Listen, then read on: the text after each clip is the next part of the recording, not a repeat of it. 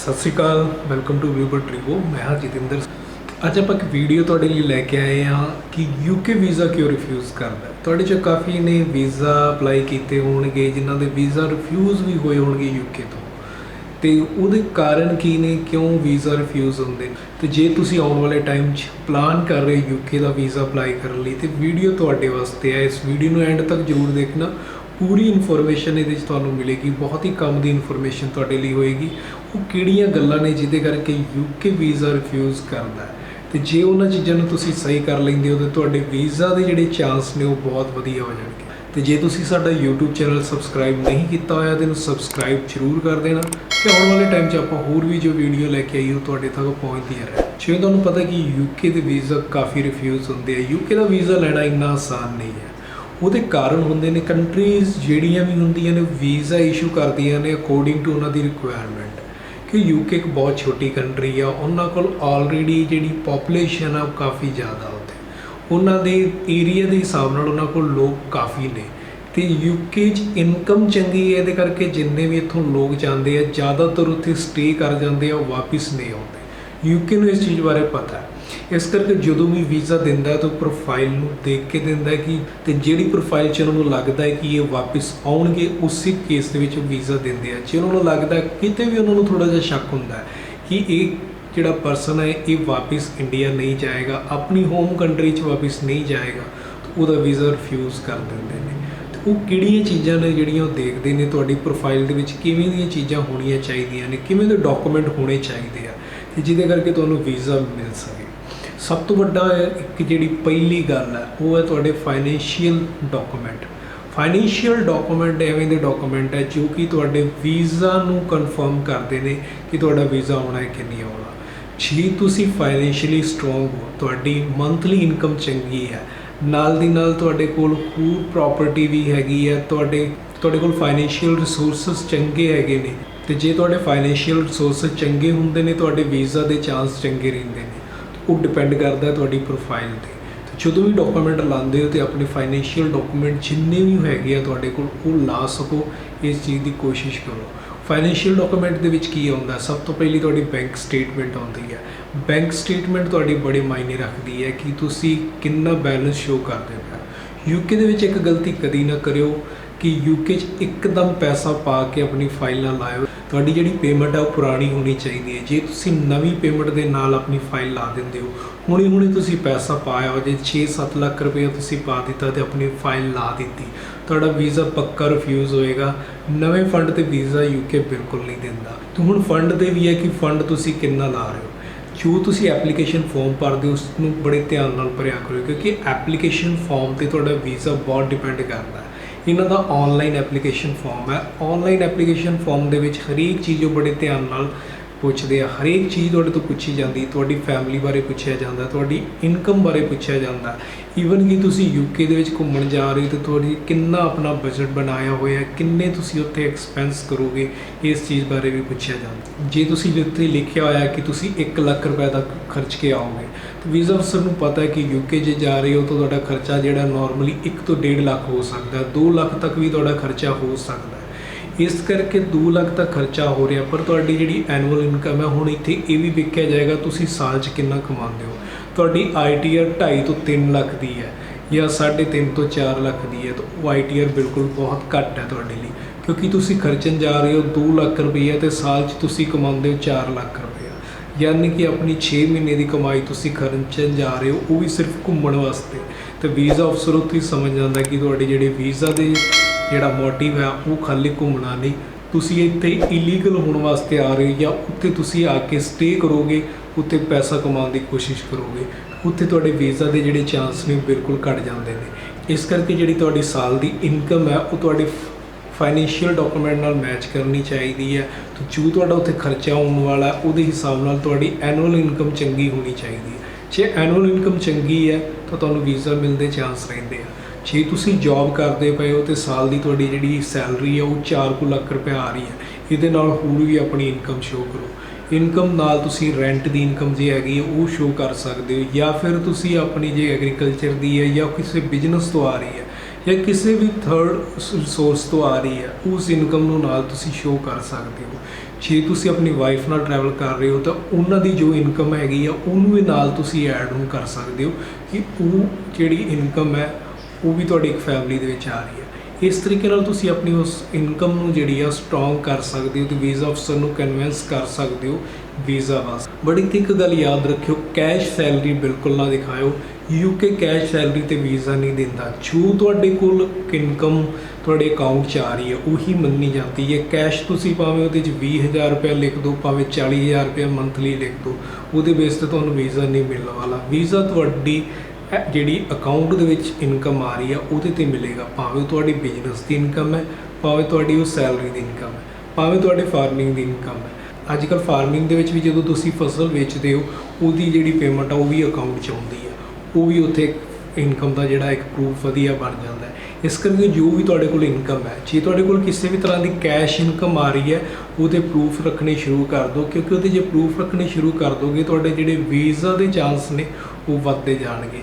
ਤਾਂ ਆਪਣੇ financial document ਜਿਹੜੇ ਆ ਉਹ ਸਟਰੋਂਗ ਜ਼ਰੂਰ ਦਿਖਾਓ ਜੇ ਯੂਕੇ ਦਾ ਵੀਜ਼ਾ ਲੈਣਾ ਚਾਹੁੰਦੇ। ਜੇ ਤੁਹਾਡੇ ਯੂਕੇ ਦੇ ਵੀਜ਼ਾ ਦੇ ਟਾਈਮ 'ਤੇ ਫਾਈਨੈਂਸ਼ੀਅਲ ਡਾਕੂਮੈਂਟ ਵਧੀਆ ਨਹੀਂ ਹੋਣਗੇ ਤੁਹਾਨੂੰ ਵੀਜ਼ਾ ਨਹੀਂ ਮਿਲੇਗਾ।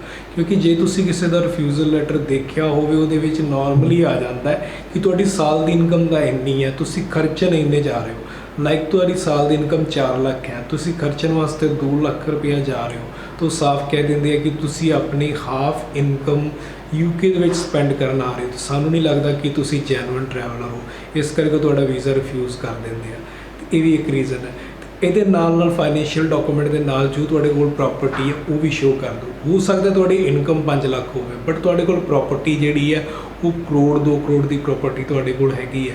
ਉਹਦੇ ਪ੍ਰੂਫ ਜੇ ਤੁਹਾਡੇ ਕੋਲ ਸੋਲਿਡ ਪ੍ਰੂਫ ਹੈਗੇ ਨੇ ਉਹ ਇੱਕ ਰੀਜ਼ਨ ਜ਼ਰੂਰ ਬਣ ਸਕਦਾ ਤੁਹਾਡੇ ਵੀਜ਼ੇ 'ਚ। ਕਿਉਂਕਿ ਤੁਸੀਂ ਜੇ ਆਪਣਾ ਜੋ ਕਮਾ ਰਹੇ ਹੋ ਭਾਵੇਂ ਉਹਨੂੰ ਖਰਚ ਵੀ ਰਹੇ ਹੋ ਬਟ ਤੁਹਾਡੇ ਕੋਲ ਇੱਕ ਫਾਈਨੈਂਸ਼ੀਅਲ ਜਿਹੜਾ ਬੈਕਗਰਾਊਂਡ ਹੈ ਉਹ ਤੁਹਾਡਾ ਸਟਰੋਂਗ ਹੈ, ਤਾਂ ਉਹ ਇੱਕ ਵੀਜ਼ਾ ਤੋਂ ਲੈਣ 'ਚ ਤੁਹਾਡੀ ਹੈਲਪ ਕਰ ਦੇਗਾ। ਉਹਦੇ ਲਈ ਤੁਸੀਂ ਆਪਣੇ CA ਦੀ ਰਿਪੋਰਟ ਉਹਦੇ 'ਚ ਐਡ ਕਰ ਸਕਦੇ ਹੋ। ਜੋ ਵੀ ਤੁਹਾਡੇ ਕੋਲ ਪ੍ਰਾਪਰਟੀ ਹੈ ਉਹਦੇ ਸਾਰੇ ਡਾਕੂਮੈਂਟ ਲਾਓ ਤੇ ਉਹ ਬੜੇ ਤਰੀਕੇ ਨਾਲ ਬਣਾਓ ਕਿ ਤੁਹਾਡੇ CA ਦੀ ਜਿਹੜੀ ਰਿਪੋਰਟ ਬਣੀ ਆ ਉਹ ਅਥੈਂਟਿਕ ਬਣੀ ਹੋਵੇ।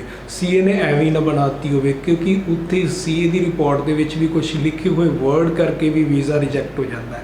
ਕਈ ਵਾਰ CA ਲਿਖ ਦਿੰਦੇ ਆ ਕਿ ਐਜ਼ ਪਰ ਸੈਟ, ਕਿ ਸਾਨੂੰ ਇੰਨਾ ਕਿਹਾ ਗਿਆ ਕਿ ਜਿਵੇਂ ਇਹਨਾਂ ਨੇ ਸਾਨੂੰ ਕਿਹਾ ਉਹਦੇ ਅਕੋਰਡਿੰਗ ਇੰਨੀ ਕੀਮਤ ਹੈ, ਬਟ ਉੱਥੇ ਐਵੇਂ ਨਹੀਂ ਹੋਣਾ ਚਾਹੀਦਾ। ਉੱਥੇ ਹੋਣਾ ਐਜ਼ ਪਰ ਡਾਕੂਮੈਂਟ, ਕਿ ਡਾਕੂਮੈਂਟ ਦੇ ਅਕੋਰਡਿੰਗ ਤੁਹਾਡੀ ਇੰਨੀ ਪ੍ਰਾਪਰਟੀ ਹੈ। ਇਸ ਚੀਜ਼ ਨਾਲ ਵੀ ਬਹੁਤ ਫਰਕ ਪੈਂਦਾ ਕਿ CA ਦੀ ਰਿਪੋਰਟ ਜਿੱਥੋਂ ਬਣਾ ਰਹੇ ਹੋ ਉਹਨੂੰ ਕਹੋ ਕਿ ਐਜ਼ ਪਰ ਡਾਕੂਮੈਂਟ ਉੱਥੇ ਲਿਖੇ ਕਿ ਡਾਕੂਮੈਂਟ ਦੇ ਅਕੋਰਡਿੰਗ ਤੁਹਾਡੀ ਪ੍ਰਾਪਰਟੀ ਜਿਹੜੀ ਹੈ ਉਹ ਇੰਨੀ ਹੈ, ਭਾਵੇਂ ਉਹ 50 ਲੱਖ ਦੀ ਹੈ, ਭਾਵੇਂ ਕਰੋੜ ਦੀ ਹੈ, ਭਾਵੇਂ 2 ਕਰੋੜ ਦੀ ਹੈ। ਜਿੰਨੇ ਦੀ ਵੀ ਪ੍ਰਾਪਰਟੀ ਹੈ ਸਾਰੀ ਉੱਥੇ CA ਦੀ ਰਿਪੋਰਟ ਵਿੱਚ ਸ਼ੋਅ ਕਰੋ। ਉਹਦੇ ਨਾਲ ਤੁਹਾਡੇ ਵੀਜ਼ਾ ਦੇ ਚਾਂਸ ਵੱਧ ਜਾਣਗੇ। ਆਪਣੇ ਫਾਈਨੈਂਸ਼ੀਅਲ ਜਿਹੜੇ ਗਰਾਊਂਡ ਨੂੰ ਹੈ ਤੁਸੀਂ ਸਟਰੋਂਗ ਕਰ ਸਕਦੇ ਹੋ ਇਹ ਡਾਕੂਮੈਂਟ ਸ਼ੋਅ ਕਰਕੇ। ਇਸ ਤੋਂ ਬਾਅਦ ਜਿਹੜਾ ਨੈਕਸਟ ਰੀਜ਼ਨ ਹੁੰਦਾ ਰਿਫਿਊਜ਼ਲ ਦਾ ਉਹ ਹੁੰਦਾ ਫੈਮਿਲੀ ਟਾਈਜ਼। ਕਈ ਵਾਰ ਤੁਸੀਂ ਵੀ ਦੇਖਿਆ ਹੋਏਗਾ ਕਿ ਰਿਫਿਊਜ਼ਲ ਦੇ ਵਿੱਚ ਉਹ ਸਾਫ਼ ਲਿਖ ਦਿੰਦੇ ਕਿ ਤੁਹਾਡੇ ਫੈਮਿਲੀ ਟਾਈਜ਼ ਸਟਰੋਂਗ ਨਹੀਂ ਹੈਗੇ, ਇਸ ਕਰਕੇ ਵੀਜ਼ਾ ਤੁਹਾਡਾ ਰਿਫਿਊਜ਼ ਕਰਨ ਜਾ ਰਹੇ ਆ। ਫੈਮਿਲੀ ਟਾਈਜ਼ ਕੀ ਹੁੰਦੇ? ਜਦੋਂ ਤੁਸੀਂ ਇਕੱਲੇ ਟਰੈਵਲ ਕਰ ਰਹੇ ਹੋ ਤਾਂ ਤੁਹਾਡੇ ਪਿੱਛੇ ਕੌਣ ਹੈ, ਤੁਹਾਡੀ ਫੈਮਿਲੀ 'ਚ ਕੌਣ ਹੈ, ਤੁਹਾਡੀ ਵਾਈਫ ਹੈ, ਬੱਚੇ ਨੇ। ਜੇ ਤੁਹਾਡੀ ਵਾਈਫ ਜਾਂ ਬੱਚੇ ਤੋਂ ਪਿੱਛੇ ਹੈਗੇ ਨਹੀਂ, ਤੁਹਾਡੇ ਫੈਮਿਲੀ ਸਟਾਈਲ ਸਟਰੋਂਗ ਹੁੰਦੇ ਕਿ ਤੁਹਾਡੀ ਫੈਮਿਲੀ ਪਿੱਛੇ ਹੈਗੀ ਹੈ ਤਾਂ ਤੁਸੀਂ ਇਹਨਾਂ ਵਾਸਤੇ ਪਿੱਛੇ ਵਾਪਸ ਜ਼ਰੂਰ ਆਓਗੇ। ਇਹ ਵੀ ਇੱਕ ਰੀਜ਼ਨ ਹੁੰਦਾ।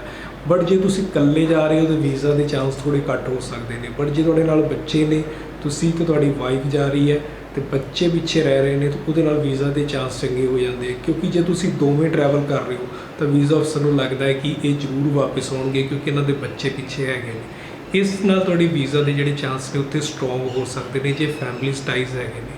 ਬਟ ਜੇ ਤੁਸੀਂ ਪੂਰੀ ਫੈਮਿਲੀ ਦੇ ਨਾਲ ਜਾ ਰਹੇ ਹੋ, ਇੱਥੇ ਗੱਲ ਜ਼ਰੂਰ ਯਾਦ ਰੱਖਿਓ। ਕਈ ਵਾਰ ਕੀ ਹੁੰਦਾ, ਜਿਹੜਾ ਇੱਕ ਮੇਨ ਐਪਲੀਕੈਂਟ ਹੁੰਦਾ ਉਹ ਆਪਣੇ ਨਾਲ ਸਾਰੀ ਫੈਮਿਲੀ ਦਾ ਵੀਜ਼ਾ ਅਪਲਾਈ ਕਰ ਦਿੰਦਾ, ਪਿੱਛੇ ਕੋਈ ਨਹੀਂ ਹੈਗਾ। ਇੱਕਦਮ ਉਹਨਾਂ ਨੂੰ ਇਹੀ ਲੱਗਦਾ ਕਿ ਇੱਕਦਮ ਸਾਰਿਆਂ ਨੇ ਪਲਾਨ ਕੀਤਾ ਹੋਇਆ ਤੇ ਇਹ ਹੁਣ ਵਾਪਸ ਨਹੀਂ ਹੋਣਗੇ ਤੇ ਵੀਜ਼ਾ ਅਫਸਰ ਨੂੰ ਉੱਥੇ ਡਾਊਟ ਹੋ ਜਾਂਦਾ ਤਾਂ ਸਾਰਿਆਂ ਦੇ ਵੀਜ਼ਾ ਉੱਥੇ ਜਿਹੜੇ ਨੇ ਰਿਫਿਊਜ਼ ਹੋ ਜਾਂਦੇ ਆ। ਇਹ ਵੀ ਇੱਕ ਕਾਰਨ ਹੁੰਦਾ ਵੀਜ਼ਾ ਰਿਫਿਊਜ਼ ਹੋਣ ਦਾ। ਪਰ ਜੇ ਤੁਸੀਂ ਪੂਰੀ ਫੈਮਿਲੀ ਜਾ ਰਹੇ ਹੋ ਤਾਂ ਪਿੱਛੇ ਤੁਹਾਡੇ ਜਿਹੜੇ ਪੇਰੈਂਟਸ ਹੈਗੇ ਨੇ ਉਹ ਤੁਹਾਡੇ ਦੇ ਡਿਪੈਂਡੈਂਟ ਨੇ।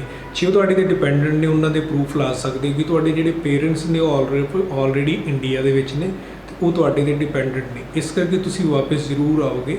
ਉਹ ਵੀ ਡਾਕੂਮੈਂਟ ਪ੍ਰੂਫ ਲਾ ਸਕਦੇ ਹੋ, ਉਹਨਾਂ ਦੀ ਆਈਡੀਜ਼ ਨਾਲ ਲਾ ਸਕਦੇ ਹੋ ਜਿਨ੍ਹਾਂ ਵਿੱਚ ਸਾਫ਼-ਸਾਫ਼ ਉਹਨਾਂ ਦਾ ਨਾਮ, ਐਡਰੈਸ ਸਾਫ਼ ਲਿਖਿਆ ਹੋਵੇ, ਤੁਹਾਡੇ ਐਡਰੈਸ ਮੈਚ ਕਰਦਾ ਹੋਵੇ। ਇਹ ਇੱਕ ਬਹੁਤ ਵੱਡਾ ਇੱਕ ਪ੍ਰੂਫ ਹੋ ਸਕਦਾ ਹੈ। ਤਾਂ ਨਾਰਮਲ ਉਹਨਾਂ ਦੀ ਆਈਡੀਜ਼ ਲਾ ਕੇ ਤੁਸੀਂ ਆਪਣੇ ਕਵਰਿੰਗ ਲੈਟਰ 'ਚ ਐਕਸਪਲੇਨ ਕਰ ਸਕਦੇ ਹੋ ਕਿ ਉਹ ਤੁਹਾਡੇ 'ਤੇ ਡਿਪੈਂਡੈਂਟ ਨੇ, ਇਸ ਕਰਕੇ ਤੁਸੀਂ ਵਾਪਸ ਆਓਗੇ।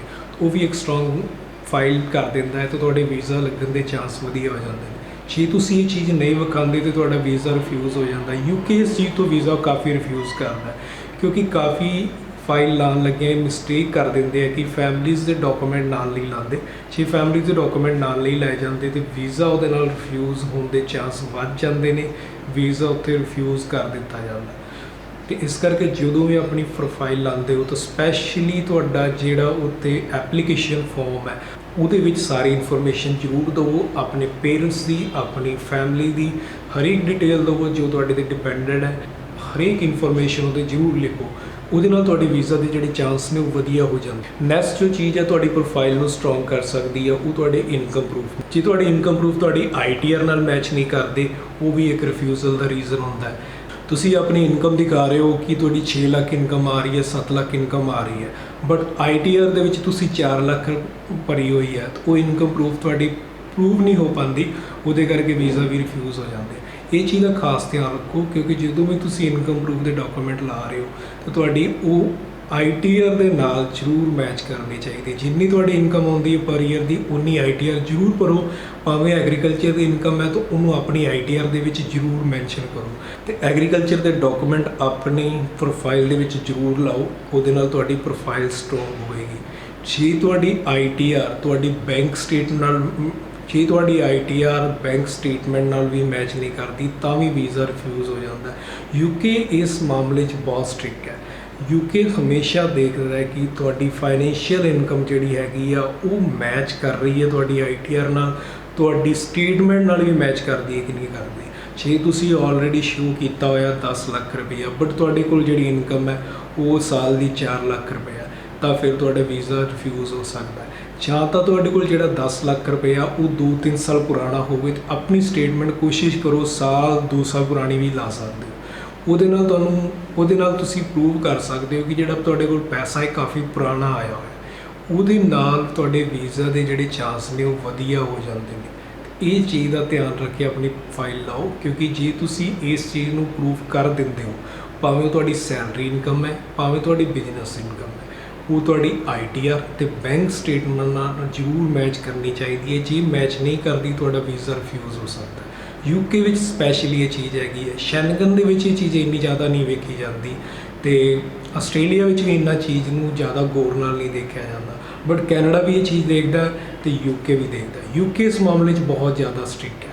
ਇਹਨਾਂ ਡਾਕੂਮੈਂਟ ਨੂੰ ਜ਼ਰੂਰ ਵਧੀਆ ਤਰੀਕੇ ਨਾਲ ਕਰਕੇ ਲਾਇਓ ਜੇ UK 'ਚ ਵੀਜ਼ਾ ਅਪਲਾਈ ਕਰਨ ਬਾਰੇ ਸੋਚ ਰਹੇ ਹੋ। ਅਤੇ ਜੇ ਕਿਸੇ ਦਾ ਇਸ ਤਰੀਕੇ ਨਾਲ ਗਲਤੀ ਹੋਈ, ਉਹਨੂੰ ਪਤਾ ਵੀ ਹੋਏਗਾ, ਇਹ ਸਾਫ਼ ਲਿਖ ਕੇ ਭੇਜ ਦਿੰਦਾ UK ਕਿ ਤੁਹਾਡੀ ਸਟੇਟਮੈਂਟ ਜਿਹੜੀ ਆ ਉਹ ਤੁਹਾਡੀ ਇਨਕਮ ਨਾਲ ਮੈਚ ਨਹੀਂ ਕਰਦੀ, ਇਸ ਕਰਕੇ ਅਸੀਂ ਤੁਹਾਨੂੰ ਵੀਜ਼ਾ ਤੁਹਾਡਾ ਜਿਹੜਾ ਉਹ ਰਿਫਿਊਜ਼ ਕਰ ਰਹੇ ਹਾਂ। ਇਹ ਵੀ ਇੱਕ ਬਹੁਤ ਜਿਹੜਾ ਜੈਨੂਅਨ ਰੀਜ਼ਨ ਉੱਥੇ ਬਣ ਜਾਂਦਾ ਤੁਹਾਡੀ ਰਿਫਿਊਜ਼ਲ ਦਾ। ਇਸ ਤੋਂ ਬਾਅਦ ਹੈ ਤੁਹਾਡੀ ਟਰੈਵਲ ਹਿਸਟਰੀ।